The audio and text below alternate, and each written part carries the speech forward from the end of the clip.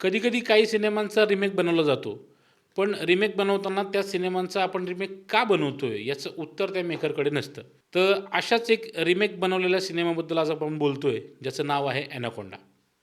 नमस्कार मित्रांनो, मी आहे समीर आणि तुम्ही पाहताय पिक्चरबाज, जिथं आपण फक्त फिल्म बघत नाही, तर त्या फिल्मचं पोस्टमॉर्टम करतो. आणि आजचं पेशंट आलं आहे आपल्याकडे एनाकोंडा.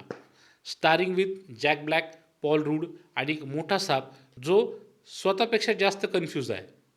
तर आपण याच्या प्रिमाइसेसबद्दल बोलूयात. तर थोडक्यात सांगायचं झालं तर कल्पना फार भारी आहे. पण ती जी काही एक्झिक्युशन आहे ते थोडंसं मला ढिसाळ वाटलं या फिल्ममध्ये. ॲनाकोंडा हा टेक्निकली एक मेटा कॉमेडी आहे. म्हणजे काय? तर जॅक ब्लॅक हा एक फेल्ड फिल्म मेकर आहे, जो आता वेडिंगचे व्हिडिओ शूट करतो. पॉल रूड जो एक स्ट्रगलिंग ॲक्टर आहे, जो अजूनही स्वतःला फ्युचर स्टार समजतोय. दोघंही चाइल्डहूड बेस्ट फ्रेंड आहेत. पण एक दिवस या दोघांना आयडिया येते, आपण स्वतःच एनाकोंडावर एक रिमेक बनवूया. हे ऐकून सुरुवातीला असं वाटतं, की अरे वाह! भारी होईल काहीतरी हा cinema. Self aware, parody, industry satire वगैरे असं आपल्याला त्यावेळेस वाटायला लागतं. पण जेव्हा मूव्ही सुरू होतो ना, तेव्हा लक्ष येतं, की ही फिल्म स्वतः आपण काय आहोत हे ठरवूच शकत नाही. म्हणजे ती एक स्पूफ आहे, ती सटायर आहे का ती एक इमोशनल ड्रामा आहे. त्याच्यामुळे पूर्णपणे हा सिनेमा बघताना गोंधळ उडतो. आता आपण बोलू या सिनेमातल्या परफॉर्मन्सबद्दल. तसे यातले कलाकार फार प्रयत्न करतात, पण स्क्रिप्ट त्यांना साथ देत नाही. जॅक ब्लॅक इथे खूपच रिस्ट्रेंट वाटतो मला. त्याची युज्युअल जी वाईल्ड एनर्जी आहे ती इथं काही जाणवत नाही. तो जाणीवपूर्वक कुठेतरी अंडर प्ले करतोय का असं वाटतं. त्यामुळे कधी-कधी हे कॅरेक्टर त्या सिनेमा बघताना फ्लॅट वाटतं आपल्याला. आता आपण पॉल रूडबद्दल बोलू. हा चित्रपट खऱ्या अर्थाने वाचवतो तो म्हणजे हा पॉल. त्याचा कन्फ्यूज, इन्सिक्युअर आणि स्लाइटली डिल्युजनवाला ॲक्टर जो आहे, तो रोल मजेशीरपणे त्यांनी प्ले केलेला आहे. टूथपिक घेऊन मेथड ॲक्टिंग करायचा जो सीन आहे, तो एकदम फनी आहे त्याच्यामध्ये. आता यातल्या काही सपोर्टिंग कास्टबद्दल पण आपण बोलूयात. स्टीव्ह झॅन हा जेव्हा स्क्रीनवर येतो ना, तेव्हा स्क्रीन उठून दिसते. म्हणजे हा एक कमालीचा एक फ्लेवर त्याच्यामध्ये ॲड करतो. पण इतर कॅरेक्टर जे आहेत ते आधीमध्ये पूर्णपणे गायबच दिसतात. त्यामुळे त्यांना इतकं फार महत्त्व त्या सिनेमामध्ये दिसत नाही. आणि सापाबद्दल बोलायचं झालं तर सी-जे आधीपेक्षा एकदम क्लिअर आणि भारी आहे. पण तसा त्याचा इम्पॅक्ट काय वाटत नाही. 1997 साली जो आपल्याला एनाकोंडा आपण पाहिला होता, तो साप जितका आपल्याला अंगावर आला होता, तितका हा पॉवरफुल आपल्याला वाटत नाही.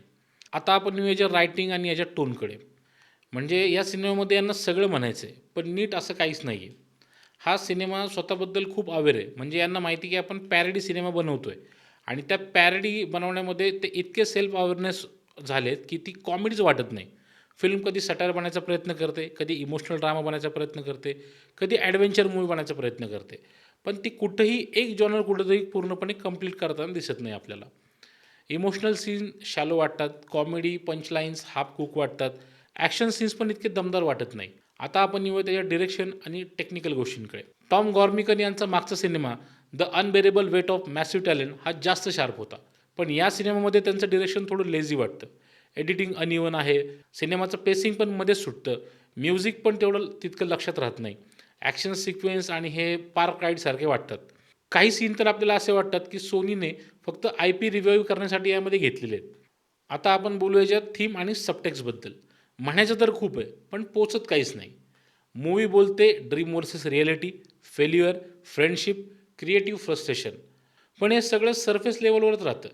सगळ्यात मोठी अडचण म्हणजे हा सिनेमा हार्टफेल्ड व्हायचा प्रयत्न करतो, पण तो हार्टफेल्ड वाटत नाही.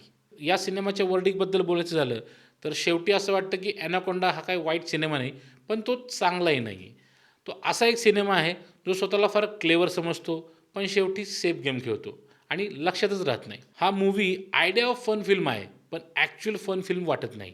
जर तुम्हाला जॅक ब्लॅक आणि पॉल रूड आवडत असतील, तर एकदा हा ॲनाकोंडा सिनेमा पाहायला काही हरकत नाही. जर तुम्ही एनाकोंडा हे नाव ऐकून थ्रिल, मॅडनेस, केओस या विचाराने जर सिनेमा थिएटरमध्ये जाणार असेल, तर हा साप थोडा बिनविषारी निघू शकतो आणि जो कदाचित तुम्हाला काही आवडणार नाही. आजचा रिव्ह्यू तुम्हाला कसा वाटला हे आम्हाला कमेंट करून नक्की कळवा आणि अशाच सिनेमांच्या नवनवीन रिव्ह्यूसाठी आमच्या चॅनलला फॉलो करा आणि पाहत राहा पिक्चरबाज.